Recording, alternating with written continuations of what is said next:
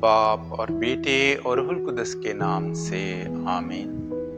تم سب جو خاک میں بسنے والے ہو، جاگو اور شادمان ہو۔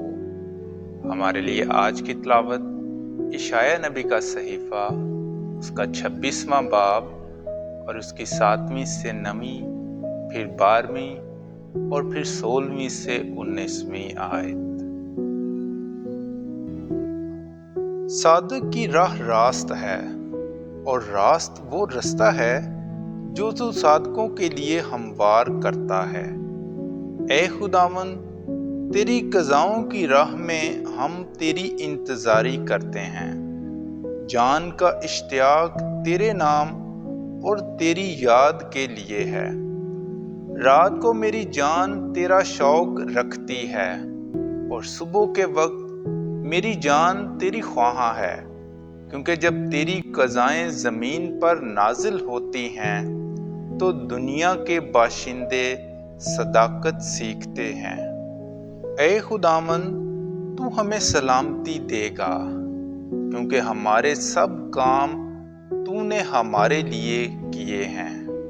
اے خداوند، انہوں نے تنگی میں سزا پائی، رنج اور ظلم ان کے لیے تیری تادیب تھے۔ جس طرح کہ حاملہ عورت جب ولادت قریب ہو ہائے ہائے کرتی ہے اور اپنے درد میں چلاتی ہے، اسی طرح اے خداوند ہم تیرے سامنے ہوئے۔ ہم حاملہ ہوئے اور ہمیں درد ذہ لگا، پر پیدا کیا ہوا؟ ہوا۔ ہم زمین پر رہائی نہیں لاتے، اور دنیا کے باشندے ہلاک نہیں ہوتے۔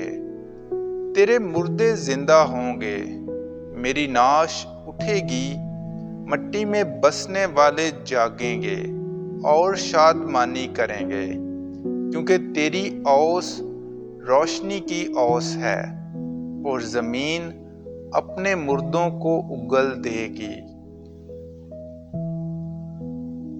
پاک کلام کے پڑھے اور سنے جانے پر خدا کی برکت ہو۔